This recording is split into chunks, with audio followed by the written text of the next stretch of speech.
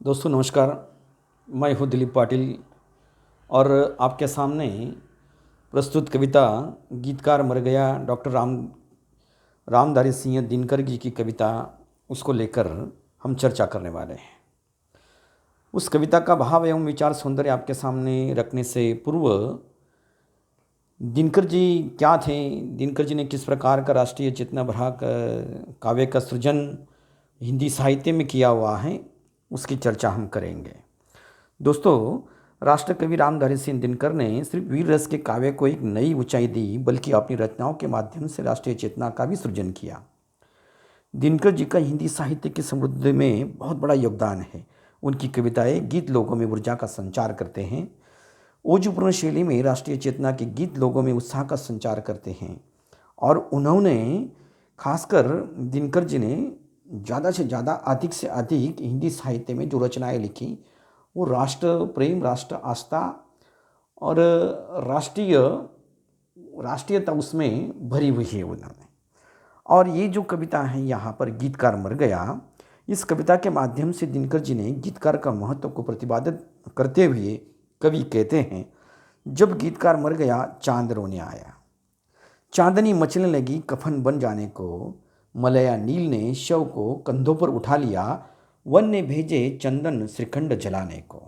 दिनकर कहते हैं कि गीतकार की मृत्यु पर चांद रोने आया, चांदनी कफन बन जाने के लिए मचलने लगी, मलया नील अर्थात सुखद खुशबूदार हवा उसको कहते हैं, उन्होंने शवों को कंधों पर उठा लिया और वन ने गीतकार की चिता के लिए चंदन की चिता भेजी। कवि को प्रकृति के प्रति गहरा लगाव यहाँ पर प्रतिपादित होता है। यहाँ प्रकृति ही गीतकार की अंत यात्रा में पहुंची है। गीतकार की मृत्यु पर सूरज बोला कि यह बड़ी रोशनी वाला था, मेरी किरणें जहाँ न पहुँची सकी वहाँ तक गीतकार की कल्पना एवं गीतों ने उजियाला भर दिया। गीतकार ने अपने गीतों की मधुरता लाली से आदमी की भीतर की दुनिया को रंग दिया, अर्थात सूरज ही कह रहा है कि जहाँ न पहुँचे रवि वहाँ पहुँचे कवि। बूढ़ा आकाश गीतकार के शोक में बोला कि जब यह ध्यान धरता है, सुंदर गीतों की रचना करता था तो मुझ में भी यौवन का नया वेग जग जाता था। जब गीतकार चिंतन में एक डुबकी लगाता था तब मेरा तन ही नहीं वरन मन भी रंग जाता था, अर्थात गीतकार के गीतों में इतना चैतन्य होता था कि वह मन की गहराई को भी प्रभावित करता था।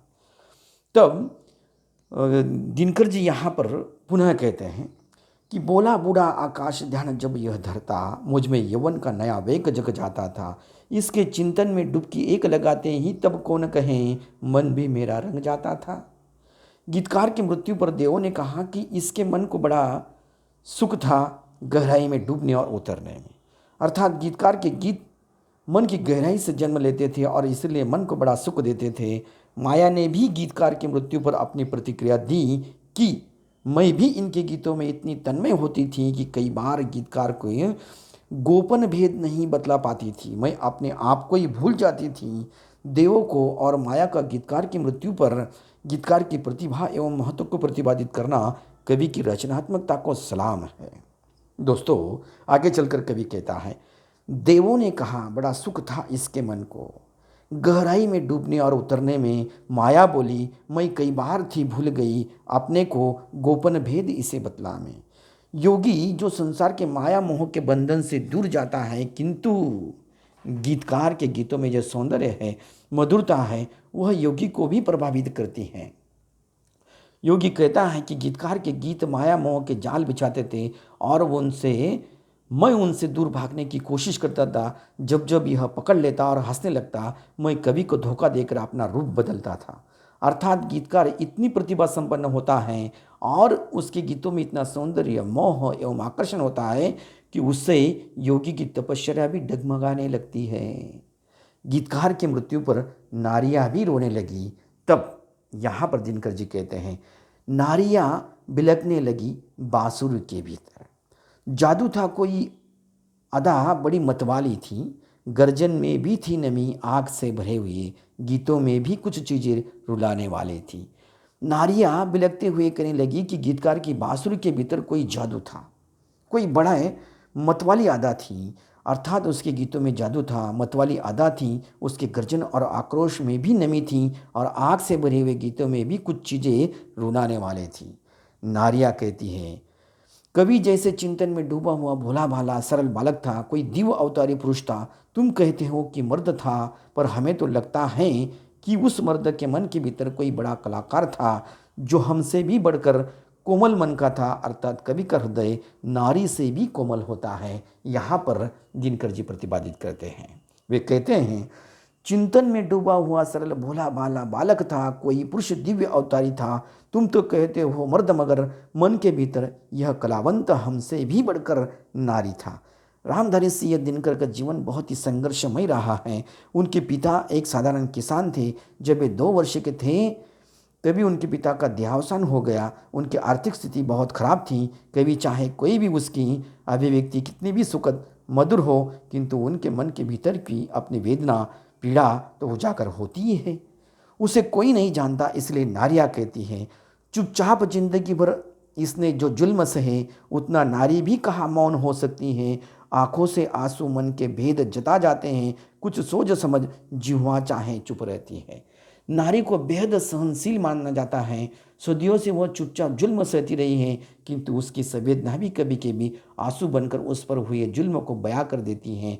उसकी जीवा भले मर्यादा के कारण चुप रहती है, किंतु आंखों के आंसू अन्याय अत्याचार जुल्म की दास्तां बयां कर ही देती हैं। किंतु कवि जिंदगी भर जुल्म सहता रहता है। ये बहुत बड़ा उदाहरण यहाँ पर दिनकर जी प्रस्तुत करते हैं।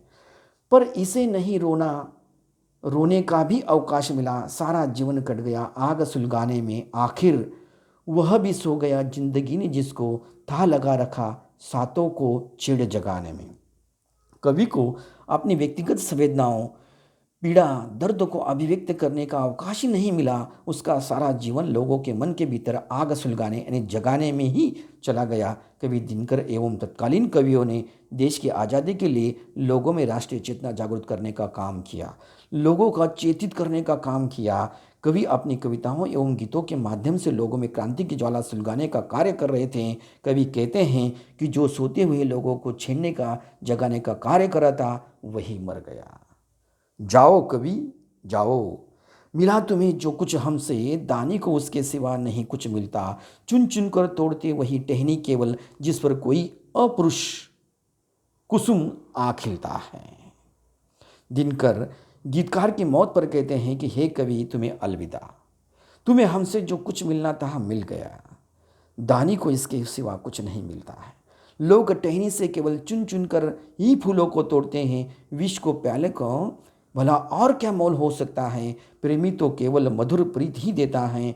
कवि भी ठीक इसी तरह दुनिया को अपने काव्य और गीत के माध्यम से प्रीत ही देता है, प्रेम ही देता है और राग ही देता है। चाहे संसार के बदले में उसे कुछ न मिले या न मिले, वह सुमधुर गीत ही देता है। तब दिनकर जी और कहते हैं, आवरण गिरा जगती की सीमा शेष हुई, अब पहुँच नहीं तुम तक इन हाहाकारों की। नीचे की महफिल उजड़ गई, ऊपर कल से कुछ और चमक उठेगी सभी सितारों की। दिनकर जी गीतकार का महत्व प्रतिपादित करते हुए कहते हैं कि जब गीतकार की मृत्यु हो गई तो लोगों की हाहाकार अब तक उन तक नहीं पहुंच सकती। गीतकार जो अनंत में विलीन हो गया, उसके जाने से धरती की महफिल उजड़ गई, किंतु वह जहाँ पहुँचा है वहाँ की महफिल कल से कुछ और चमक उठेगी। इस प्रकार कवि दिनकर ने गीतकार मर गया कविता के माध्यम से कवि गीतकार के महत्व, अस्तित्व एवं उसके कार्य का गौरव प्रस्तुत करते हैं। गीतकार के मृत्यु पर चांद रोता है, चांदनी कफन बांध जाने को मचलती हैं। मलया, नील, सूरज, आकाश, देव, योगी, नारियां और सारी दुनिया को दुख होता है। कवि की मृत्यु के बाद भी वह अपनी रचनाओं के माध्यम से अमर होता है, वो कवि होता है। उसके विचार, उसका कार्य हमेशा अपने काव्य के माध्यम से जीवित रहता है। वही कवि सच्चा होता है। धन्यवाद दोस्तों।